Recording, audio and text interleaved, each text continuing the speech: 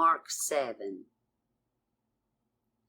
And there are gathered together unto him the Pharisees and the certain of the scribes, who had come from Jerusalem, and had seen that some of his disciples ate their bread with defiled, that is, unwashed hands. For the Pharisees and all the Jews, except they wash their hands diligently, eat not, holding the tradition of the elders. And when they come from the marketplace, except they bathe themselves, they eat not. And many other things there are which they have received to hold, washings of cups and pots and brassen vessels.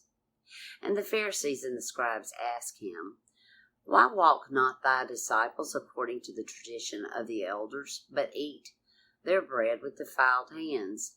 And he said unto them, Well did Isaiah prophesy of you hypocrites, as it is written, This people honoureth me with their lips, but their heart is far from me. But in vain do they worship me, teaching as their doctrines the precepts of men. Ye leave the commandment of God, and hold fast the tradition of men. And he said unto them, Full well do you reject the commandment of God, and ye may keep your tradition. For Moses said, Honour thy father and thy mother, and he that speaketh evil of father or mother, let him die the death. But ye say, if a man shall say to his father or his mother, That wherewith thou mightest have been profited by me is Corban, that is to say, given to God.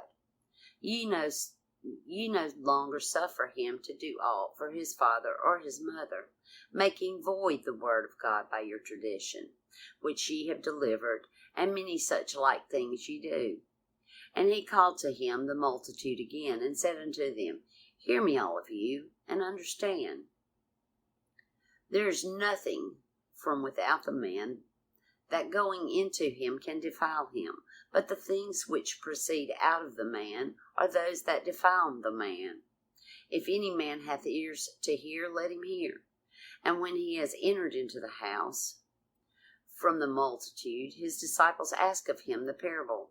And he said unto them, Are you so without understanding also? Perceive ye not that whatsoever from without goeth into the man cannot defile him, because it goeth not into his heart, but into his belly, and goeth out into the draught? This, he said, making all meats clean.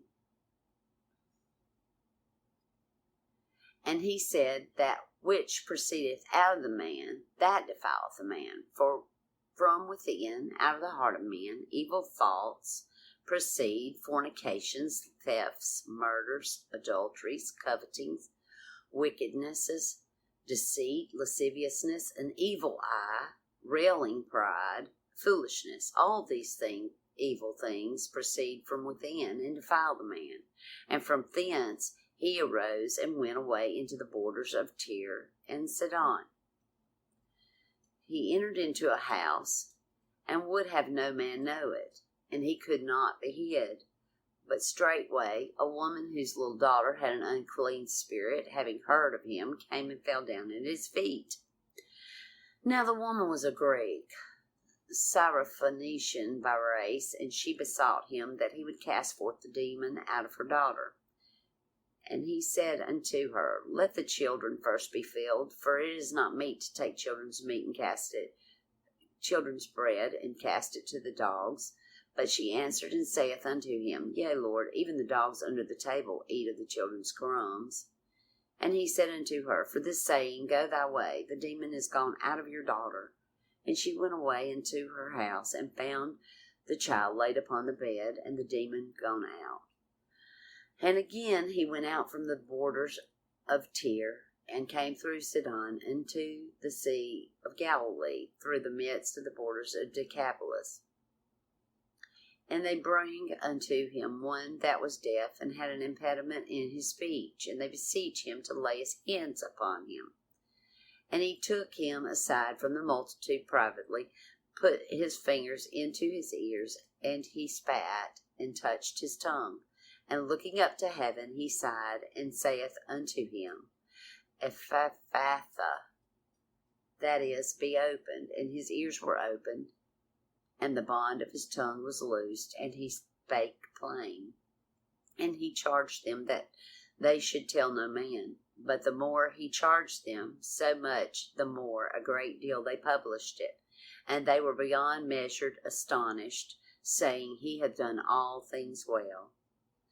He maketh even the deaf to hear, and the dumb to speak.